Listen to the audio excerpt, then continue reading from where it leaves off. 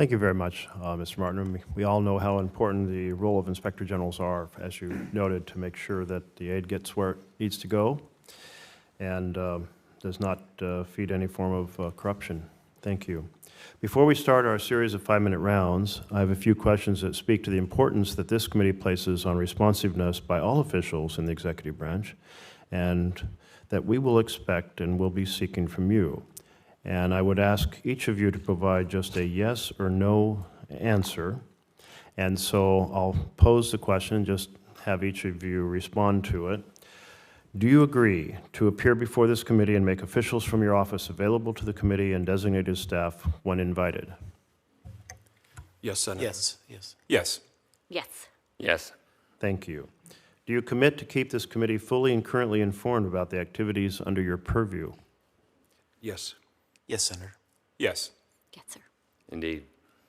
Do you commit to engaging in meaningful consultation while policies are being developed, not just providing notification after the fact?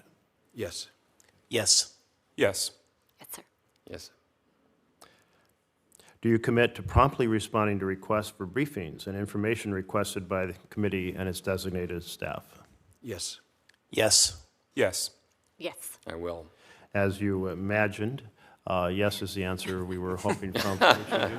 So thank you very much. We're now going to start our 5-minute round of questions. I'm hoping to get a question into each of you during my 5 minutes, which means your answer to complicated things has to be pretty brief, a challenge. But here we go. Starting with you, Mr. Riley. Somalia has not held a one-person, one-vote election. Its government institutions are considered weak and sometimes corrupt. The relationship between the federal government and the states remains complicated. If confirmed, how do you intend to help Somalia develop democratic, accountable, transparent, and efficient institutions? Thank you, Mr. Chairman, for your question. I would focus on the 3 mutually reinforcing goals that we have with our U.S. policy currently in Somalia, and if I am confirmed, I would certainly continue to push for achievement of those 3 goals.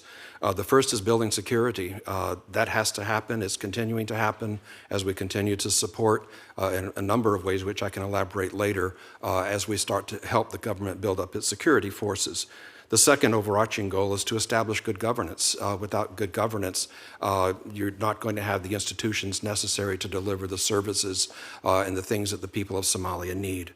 And the third goal is to foster inclusive economic growth such that the government can start to generate its own revenue so that it can wean itself off of international assistance that it's currently dependent heavily on.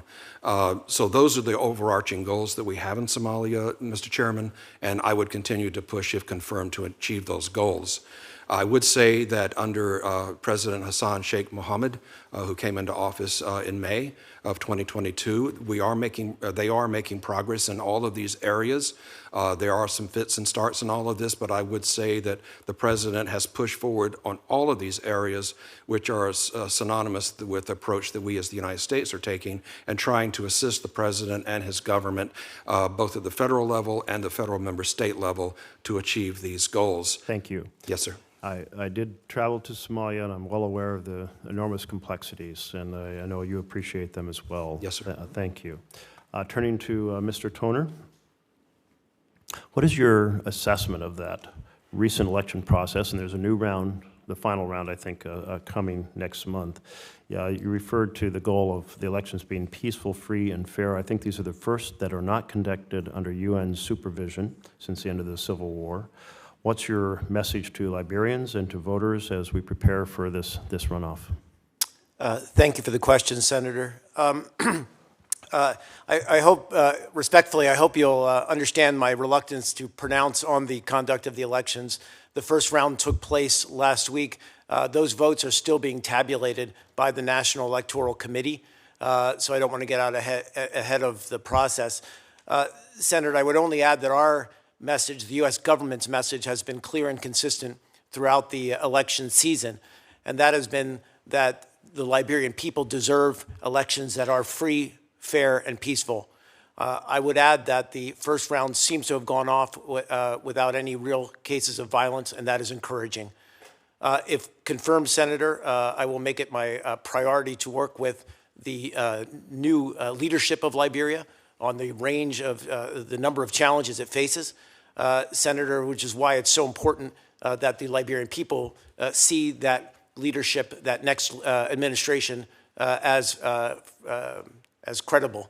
And so, which is why the process matters so much. Thank you. And I know the elections are being held in the context of some democratic backsliding across the continent, and an election with serious deficiencies in neighboring Sierra Leone. A lot of work to do there, and the integrity in elections is so important. Yes, sir. To the legitimacy of the government. Mr. White, in your testimony, you said that the Peace Corps proves the value of American leadership and has the strategic goals of increasing local capacity, sharing America with the world, and bringing the world back home. I went to Vietnam this last year, and they had their first class of Peace Corps ever. So as I was growing up, we had generations of young Americans going to Vietnam to fight a war, and now we have a class that is there and a new class arriving, and I believe they're only dedicated to English proficiency, supporting English. Can you give a little sense of how expanding the Peace Corps into Vietnam serves these goals that you have mentioned? Thank you, Senator, for the question. I would tell you that I know that my colleagues at the Peace Corps, of course, very excited about the tremendous progress in Vietnam.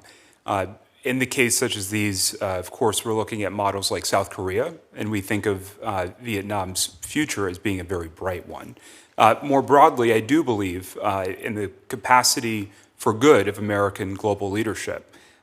Peace Corps, of course, plays an important role in that. When I think about our national security objectives, our foreign policy priorities, I think about the 3 Ds, so to speak: defense, diplomacy, and development. Peace Corps has a huge role to play in both diplomacy, because the volunteers are really grassroots diplomats, if you will, in development as well, from everything from community economic development to sustainable agriculture and so many other respects. And so I would say that Peace Corps, through Vietnam and other areas in the Indo-Pacific and around the globe, has a very large role to play, and I thank you for its support. Thank you. My time is up, and I'm going to ask everyone else, if you can't get, I got that question in just under the 5-minute bell.